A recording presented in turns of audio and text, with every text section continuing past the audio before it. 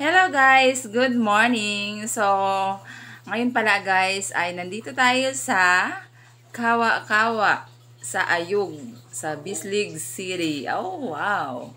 So, ayan. Kaya siya tinaguri ang Kawa-Kawa guys kasi tingnan nyo naman. Oh, ayan, 'di ba? Ano bang mapapansin niyo diyan, guys? Bakit siya tinawag na Kawa-Kawa? So, familiar ba kayo sa kawa? So, kaya pala siya tinawag na Kawa-Kawa kasi it looks like a kawa or yung kawali na ating pinaglulutuan, pinagpiprituhan or something. Ayan siya guys, no? So, diba, kitang-kita nyo naman, napakalinaw ng tubig. Ang sarap magtampisaw. So, ayan nga guys.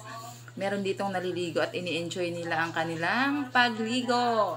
Yan, meron silang maliliit na parang form ng kawa. At saka meron ding mas malaki pa. Ayan. Ayan, no, nakikita nyo guys. Ayan, may cute, oh.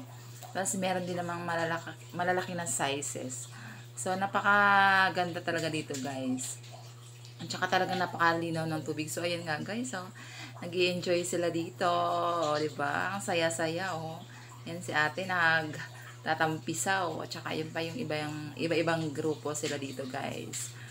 So, ayan, guys. Kung may time kayo, punta lang kayo dito sa Kawa-Kawa sa Ayug sa Bislig City. Diba? Ang ganda dito, guys. Ang ganda tingnan, no? Ang ganda panoorin. Perfect to para sa, sa banding ng pamilya, friends, or magjowa, o diba?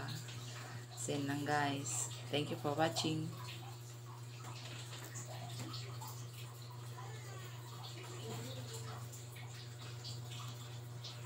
Saan ko na makikita yung aking aking ni-record?